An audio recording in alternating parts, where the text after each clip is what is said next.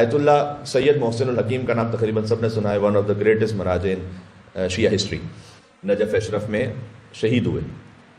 وہ بیان کرتے ہیں، انہوں نے اپنی کتاب میں اس بات کو لکھا ہے، وہ بیان کرتے ہیں کہ انہوں نے سنا آیت اللہ نائینی سے.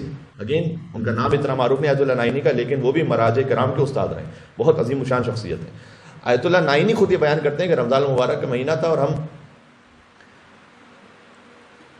اور میں وہ کہتے ہیں آیت اللہ نائینی، میں اور ہم میں سے کچھ اور افراد، جن میں سے سید اسماعیل صدر سے سید حسن صدر تھے، مرزا نوری تھے، یہ تقریباً خود سب مراجع تقلید آیت اللہ کے لیول پر ہیں. کہتے ہیں ہم سب پہنچے ملا فتح اللہ سلطان آبادی کی خدمت میں، کہ جو نجف کے عظیم ترین اساتذہ میں سے ایک تھے، اور ان کی خدمت میں ہم رمضان میں پہنچے اور ہم نے یہ کہا کہ آپ ہمیں درس تفسیر قرآن بیان فرمائیے.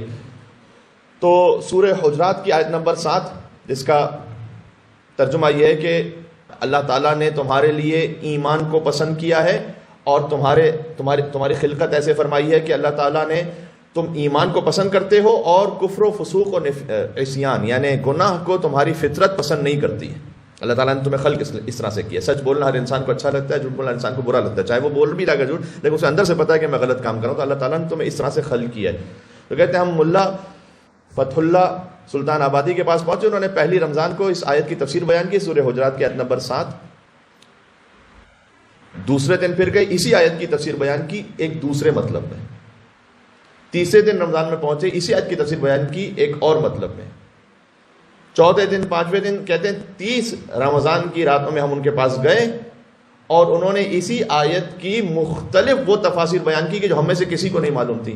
یہ عوام الناس بیٹھ کے نہیں سن رہے، یہ مراجع تقلید بیٹھ کے سن رہے ہیں ان کا درس. ملا فتح اللہ سلطان آبادی خاک پائے امیر المومنین ہے.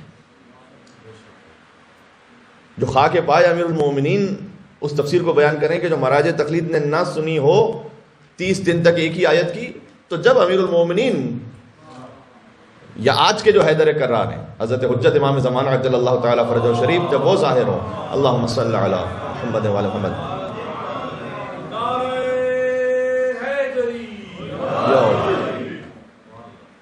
اس لیے دعائیں نطبہ میں عین المؤمل احیاء الکتاب وحدود، کہاں ہے وہ کہ جب وہ ظاہر ہوں گے تو کتاب کو زندہ کر دیں گے.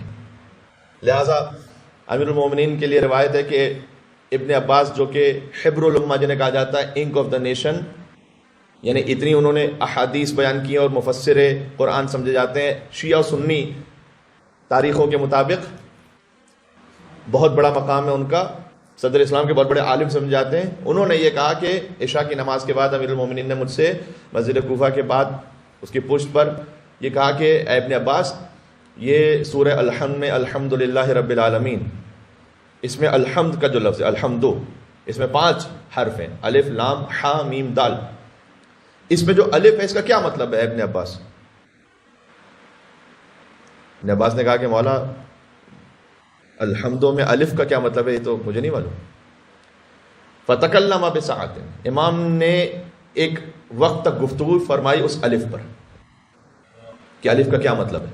پھر امام نے پوچھا کہ ابن عباس جانتے ہو کہ اسلام کا کیا مطلب ہے؟ ابن عباس نے کہا مولا مجھے کیا معلوم کہ الحمد میں لام کا کیا مطلب ہے. فتکلم ساعتا، مولا کائنات نے ایک اور ساعت گفتگو فرمائی. یہاں ساعت سے مراد 60 منٹس نہیں ہے، ساعت سے مراد ایک وقت تک گفتگو فرمائی.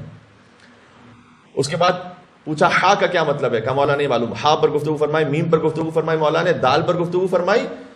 پھر مولا نے کہا بس اٹھ جاؤ فجر ہونے والی.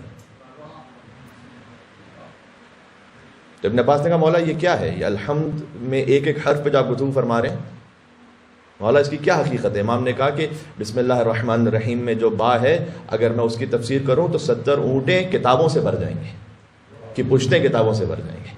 سبحان اللہ.